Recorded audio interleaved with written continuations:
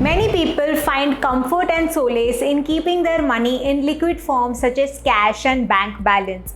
Well, it does give us a sense of security, but there is no wealth creation happening over there. And as investors, it is our responsibility to put our money into such asset classes that it gives us good returns and creates wealth for us. Basically, we have to make our money work hard for us. Now, as we discussed in the earlier session, cash does form the base of our risk pyramid. It is important to understand various ways in which we keep cash, the risk and return of the same, and why you need to have some cash in hand. And this is exactly what we are going to discuss in this session.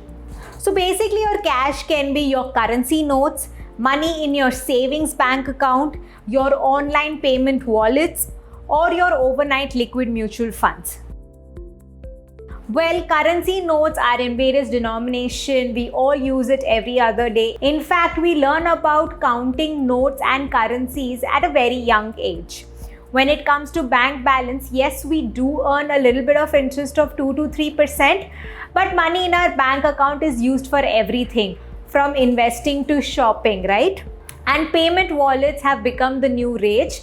In fact, we hardly carry any money in cash or currency form, but have our phones with us for every transaction. Liquid mutual funds are a type of mutual funds which invests in various liquid asset forms. We are going to discuss everything about it in detail in the module 2. In this session, we are going to majorly focus on currency notes, payment wallets, and your bank balance. So what are the risk and returns of your cash or the liquid asset?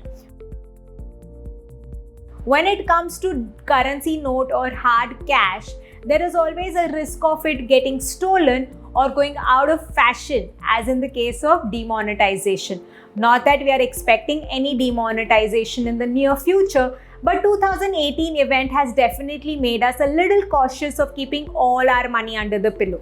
Your money in payment wallets does not earn you any returns and is pretty safe, but there is a slight chance of cyber crime, and in the COVID-19 lockdown, the cyber crime and frauds have definitely increased. So it's important as users that we have two-step authentication for every app, have proper passwords and PIN, and we never share it with anyone, like nobody. And third is your bank balance and bank accounts. It does earn you an interest of 3 to 4%, but that is only a feel-good factor and it makes us keep some money in the bank balance.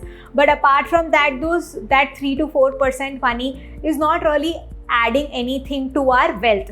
One thing to note here is that we only get an insurance of up to 5 lakh rupees from RBI in case the bank defaults or goes bankrupt. Hence, it's very important to keep our money safe and keep it investing. It's good to have some cash at home. Again, it depends from person to person and your usage, but certain hard cash at home will come in very handy.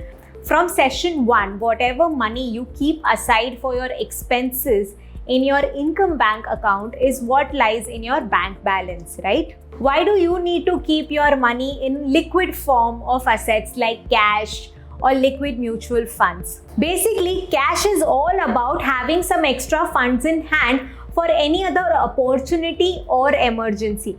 And how much do you need for either, we are going to discuss now. Holding your cash is not considered as an investment because it is not generating any returns for you, but it comes in handy in case of emergencies.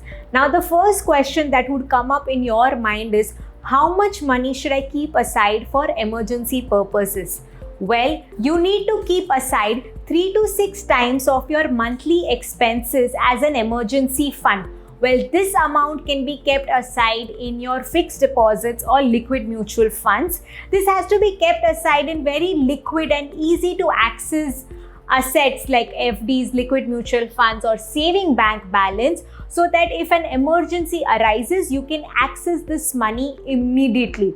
That's the whole point of emergency fund. Once you have such an emergency fund set, you can then invest confidently in other asset classes, manage the risk of investing in those asset classes, because you know if any emergency comes in your life, you have an emergency fund and the money from that emergency fund can be used. We shall discuss in detail about emergency fund in our module 4 session 1. Where emergency fund is a must have for everyone, another use of cash is for seasoned investors. So basically, when you obtain some experience in investing, you know that waiting for good opportunities is a right move.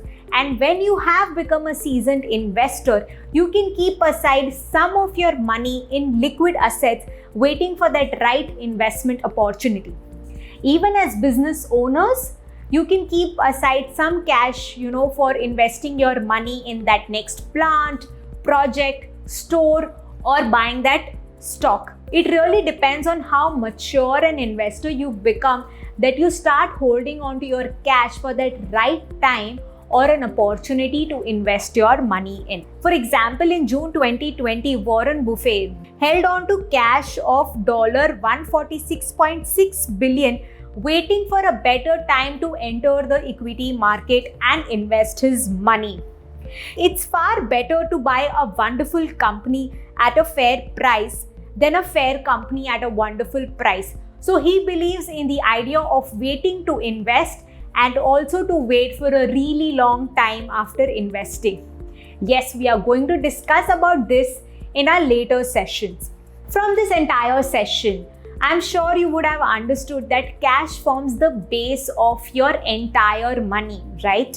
And once you have your emergency fund set up, you can eventually start to invest cash in other asset classes, which we are going to discuss in the following sessions. So what are your 3 learnings from this session?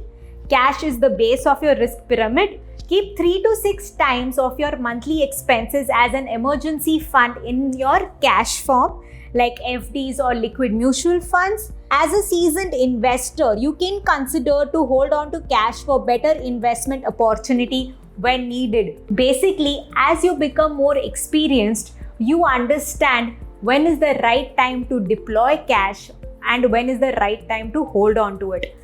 The next session will be on understanding the next asset class of our pyramid, debt, and everything that comes under it.